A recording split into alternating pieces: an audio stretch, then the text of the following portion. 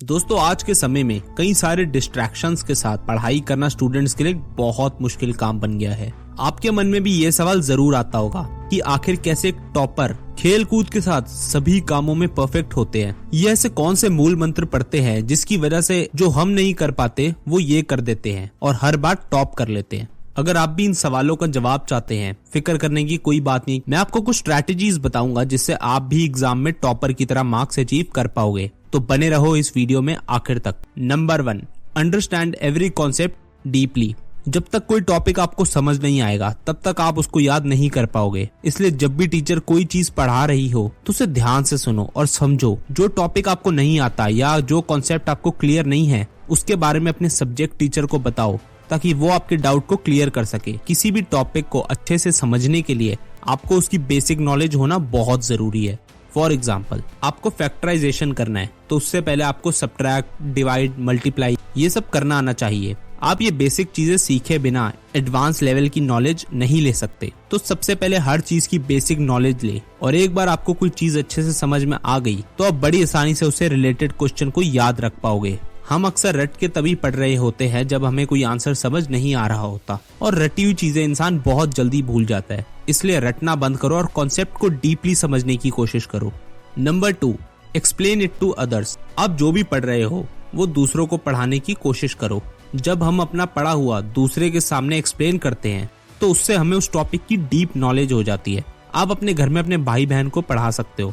अगर उन्हें इस टॉपिक की नॉलेज है तो आप अपने दोस्तों को तो पढ़ा ही सकते हो। जब आप 1-2 बार वही चीज दूसरों को एक्सप्लेन करोगे तो आपको वो चीज बहुत अच्छे से याद हो जाएगी। नंबर 3, मेक ऑडियो नोट्स और वॉच अ वीडियो। ये बात साइंटिफिकली प्रूवन है कि हम जिन चीजों को सुनते हैं और देखते हैं वो हमें याद रह जाती है। इसलिए आप अपने नोट्स को बोल बोल कर एक रिकॉर्डिंग के फॉर्म में रख लो और जब भी उन्हें याद करना हो तो उस रिकॉर्डिंग को सुन लो। जब आप बार बार नोट्स को सुनोगे तो आपको धीरे धीरे याद होने लग जाएगा। ये एक ट्राइड एंड टेस्टेड फॉर्मूला है, इसको जरूर ट्राई करना और ज्यादातर टॉपर्स इस चीज को यूज करते हैं तो आप भी इसे जरूर यूज करना। इसके साथ साथ आपको जिस भी टॉपिक को अच्छे से याद करना है उससे रिलेटेड वीडियोस या लेक्चर्स को यूट्यूब पे देख सकते हो। देखो, वीडियो देखने से हमारे दिमाग में उस चीज या उस टॉपिक की एक फोटोग्राफिक मेमोरी बन जाती है और हमेशा दिमाग पिक्चर को जल्दी से याद कर लेता है। जैसे कि मूवी देखने के बाद वो हमें याद रह जाता है। पूरी मूवी को याद रखने के लिए हमें कोई एक्स्ट्रा एफर्ट्स की जरूरत भी नहीं लगती। तो टेक्स्ट फॉर्मेट से ज्यादा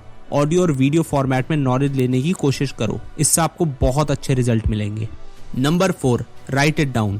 कई स्टडीज से प्रूव हो चुका है कि हम जो पढ़ते हैं वो हमें ज्यादा समय तक याद नहीं रहता, लेकिन हम जो लिखते हैं वो हमें काफी समय तक याद रह जाता है। तो जब भी आपको कुछ याद करना होगा तो उसको लिखना शुरू कर दो। अब काफी लोग बोलेंगे कि भाई हम तो ऑलरेडी नोट्स बनाते हैं, लेकिन दोस्तों वो नोट्स आप अपने टीचर्स के मुताबिक बनाते हैं और उसमें लगभग पूरे चैप्टर की इंफॉर्मेशन होती है तो वहाँ इतनी इफेक्टिवनेस नहीं आएगी। आपको अपनी एक अलग नोटबुक बनानी है जिसमें आप हर चैप्टर का सिर्फ मेन और इम्पोर्टेंट पॉइंट्स ही लिखो, जैसे highlighted area, bold text, bullet points etcetera, और उनको पैराग्राफ की फॉर्म में नहीं बल्कि पॉइंट्स में लिखो। तो ये आपके लिए बहुत बेनिफिशियल होगा। Number 5, don't make excuses. दोस्तों ये सिर्फ स्टूडेंट्स ही नहीं, हर इंसान की वीकनेस बन चुकी है। हर इंसान आजकल अपने काम को प्रोक्रेस्टिनेट कर रहा है, जिसकी वजह से समय पर वो काम नहीं होने की वजह से वो उसके सर पर एक साए की तरह लटकता रहता है और आखिर में हम वही काम डिप्रेस होकर करते हैं। अक्सर स्टूडेंट्स पढ़ाई टालते रहते हैं और बाद में एक साथ पूरे सिलेबस को देखकर घबरा जाते हैं। इसकी वजह से उनके रिजल्ट पर भी काफी बुरा असर पड़ता है। पढ़ाई करते समय ध्यान रखना चाहिए कि हम कभी उसको अपना बोझ ना बनाएं। हर दिन अपना एक टारगेट सेट करें और उसी के हिसाब से पढ़ाई करें, क्योंकि अगर हम पढ़ाई को बोझ बनाएंगे तो वो सब्जेक्ट हम कभी भी याद नहीं कर पाएंगे। ऐसे बहुत कम स्टूडेंट्स हैं जो अपनी पढ़ाई को कंसिस्टेंसी के साथ पढ़ते हैं और उन्हीं बच्चों को हम टॉपर का नाम दे देते हैं। अगर आपको ज्यादा मार्क्स लाने हैं तो आपको मन लगाकर पढ़ना होगा, क्योंकि मन लगाकर कोई भी करा हुआ काम बहुत अच्छा होता है, चाहे वो पढ़ाई हो या चाहे वो कोई भी दूसरा काम हो। Number 6, make a time table. I am sure आपने वर्ड बहुत बार सुना होगा और सुना ही नहीं होगा, आपने टाइम टेबल बनाया भी होगा। पर मैं आपसे एक क्वेश्चन पूछता हूँ, क्या आपने कभी उस टाइम टेबल को फॉलो करा है? दोस्तों टाइम टेबल बनाना मुश्किल काम नहीं है, बल्कि उसको कंसिस्टेंसी के साथ फॉलो करना एक मुश्किल काम है।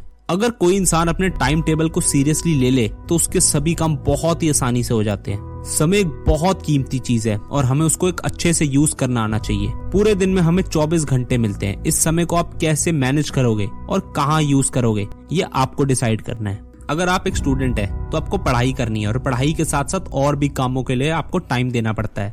अगर आप ये सारे काम सही समय पर नहीं करोगे तो बाद में उसका बोझ बहुत ज्यादा बढ़ जाएगा। अपने टाइम टेबल को सीरियसली लोगे तो आपको महीनों या सालों में रिजल्ट नहीं मिलेगा, आपको कुछ हफ्तों में ही रिजल्ट मिलना स्टार्ट हो जाएगा। Number 7, repetition is the key. देखो, बाकी सभी टिप्स तभी काम करेगी जब आप उनको बार बार प्रैक्टिस करोगे। एक बार फेल होने से अगर आप उसे छोड़ दोगे तो इसका कोई फायदा आपको नजर नहीं आएगा। तो प्रैक्टिस सबसे ज्यादा इंपॉर्टेंट है। प्रैक्टिस से रिलेटेड मैं आपको एक मोटिवेशनल स्टोरी सुनाता हूँ। ये स्टोरी है वृद्धराज की।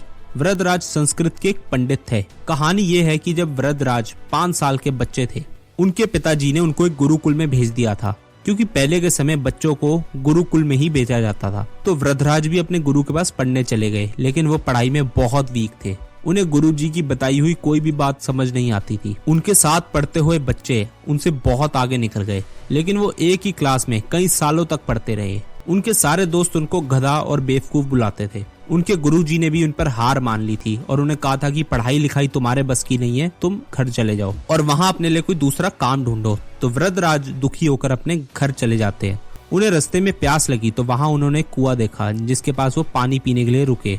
उन्होंने बहुत ही कमाल की चीज वहाँ पे नोटिस करी कि रस्सी को बार बार खींचने की वजह से कुएं के पत्थरों पर भी निशान पड़ गया था। ये बात उनके सीधा दिल में जाकर लगी और उन्हें समझ आ गया कि अब तक वो क्या गलत कर रहे थे। तो वो वापस अपने गुरुजी के आश्रम में गए और उनसे पढ़ने का एक और मौका मांगा। गुरुजी ने उन्हें वापस पढ़ाना शुरू कर दिया और इस बार वृद्धराज ने खूब मेहनत करी। उन्होंने अपने खाने पीने तक पर भी ध्यान नहीं दिया, बस पढ़ने लिखने में ही ध्यान लगाया। उनकी प्रैक्टिस का रिजल्ट ये निकला कि वो संस्कृत के सबसे बड़े विद्वान बने। जो लोग उन्हें गधा और मूर्ख कहते थे, आज वो उनसे भी बहुत आगे निकल गए। तो अगर ये काम वृद्धराज कर सकते हैं और एक संस्कृत के बहुत बड़े गुरु बन सकते हैं, तो आप कम से कम अपने एग्जाम में अच्छे मार्क्स तो ला ही सकते हैं। आई होप आपको हमारी ये वीडियो पसंद आई होगी। अगर आपको पसंद आई तो वीडियो को लाइक करें, चैनल को सब्सक्राइब भी जरूर करें। फिर मिलते हैं एक और नई और इंटरेस्टिंग वीडियो के साथ। Thank you so much.